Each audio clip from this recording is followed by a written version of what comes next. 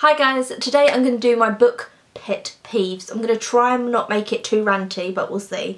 I was basically just writing down some things I found annoying in books and it turned into a list. So I thought I'd make a video. So I'm just going to get straight into it. The first thing I find annoying in books is cliche lines. Lines that we all know that are sayings and overused, such as soaring like an eagle. Her heart felt like it was running with wild horses.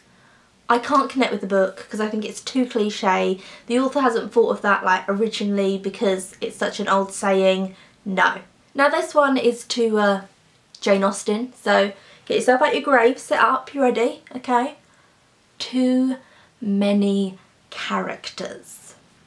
Jane does this in all her books and that's why I'm not a massive Jane Austen fan. I like Persuasion, that's the one that I do like, and it's when you have so many characters that you don't have enough time to care about a single one of them, and so you don't care about the plot because you don't care what happens to these people because you have no idea who they are. You also start muddling characters up because there's too many of them. They'll then introduce a character who will say hello to someone. They'll explain that person from head to foot, so you're like, oh, okay, like this is going to be maybe a love interest, a feud, oh, this is a character. Never see that character again. They literally introduced well, we're talking about Jane, so she introduced him just to say the words hello in a book. That's unnecessary. That is unnecessary. On this one, imagine me. Okay, I'm reading a book. I'm enjoying it, it's going well. I get to the end of the book.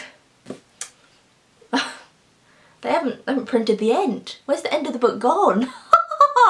Where's the end of this book?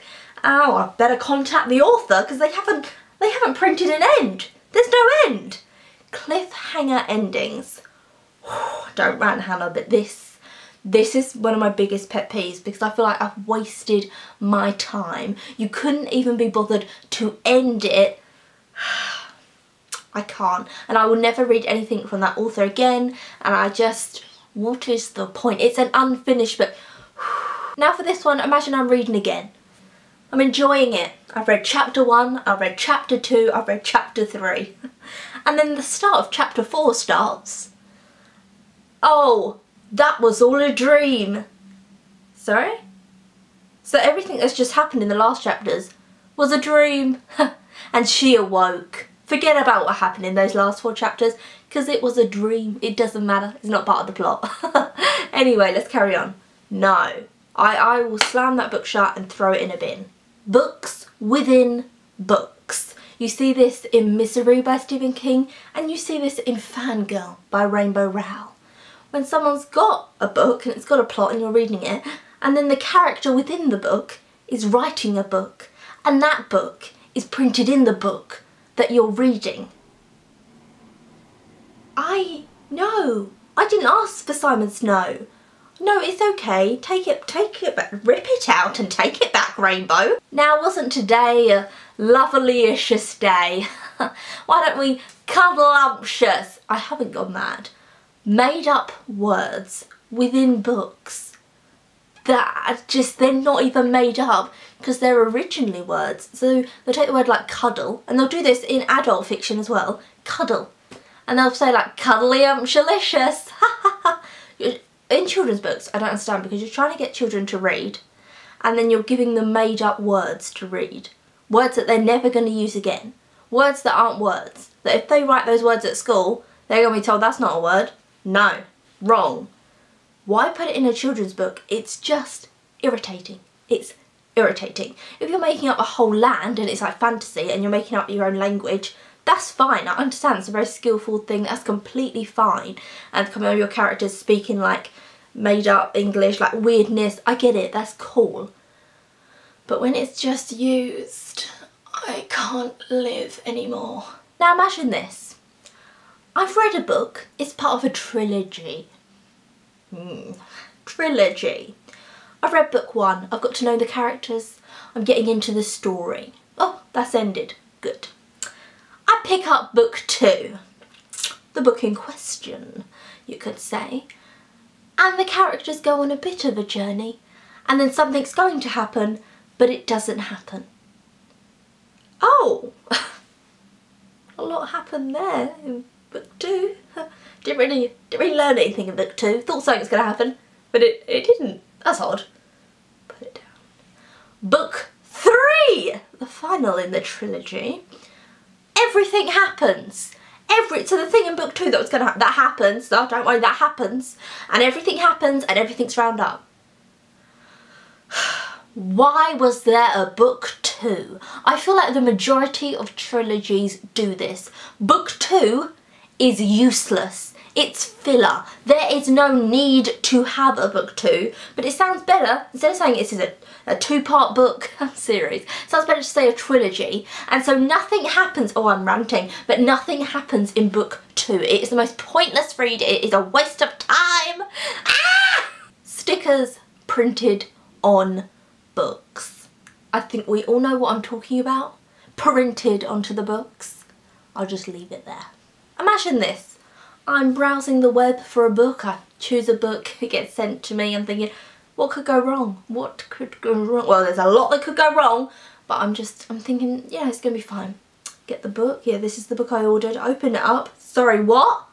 Font, like ant size, like if you got a load of ants and you gave them pens and you said, write this out, that's the font that they would write in, literally like, what? You end up literally reading like that. Sorry, what? What was that line? Sorry.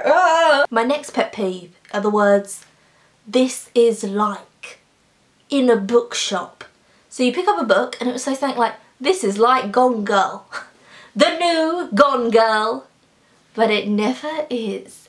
You can never get back the magic of Gone Girl. And so it's not like Gone Girl at all, is it? It's just got a woman being mental in it. Retellings of books that are great. Now if I see another Alice in Wonderland retelling, I will punch someone. Do we really need another Alice in Wonderland retelling? I don't mind them if they're taking a character who wasn't the main character. Wicked, for example, is about the Wicked Witch in The Wizard of Oz. So that's not the main character, so they've taken one of the characters out and given her backstory. I enjoy that. One of my favourite films is Maleficent with Angelina Jolie. That's the story of Sleeping Beauty. They've taken the villain out and given her backstory. Clever. But when they take Alice in Wonderland back to Wonderland, or they take Alice in Wonderland's great-granddaughter, so it's not Alice, but it kind of reads like it is Alice, oh, it's just copy and paste from the original, I feel. They're just taking Lewis Carroll's vision and then changing it slightly, but it's not really an original book, is it? It's a retelling, and you're not even doing anything that good with it. I hate retellings. And last, but certainly not least, and certainly not last because I could go on, but I won't. I may make another video like this at some point, but the last thing I have in this video is slightly different from the other things, and it's when they do it with a character. Normally in YA, you'll have a girl, good lead character, and she'll be fantastic and you're thinking, oh, this is a great character, and then she'll look at someone, doesn't know this person, never interacted with them, and go, anyway, you know, I'm not like her because I'm smart. I'm not like her because I'm better. And it's that thing of putting someone else down to make you look better, but it's just bitchy and it's just unnecessary, and it's a common trait in YA that they'll look at like the popular girls and go, oh, I'm not like her because I'm actually better than her. Like, look at her, she cares about her hair, she cares about makeup. I'm not like her because I'm a better person.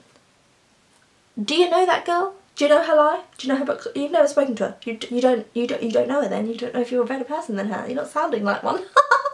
And that's it. That's the end of my hate-filled video. My rant of rants.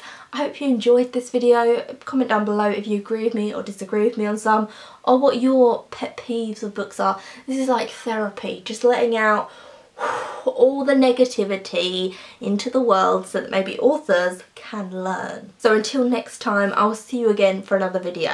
That was weird. Until next time. Until next time for the news. I'll see you again. Anyway, bye.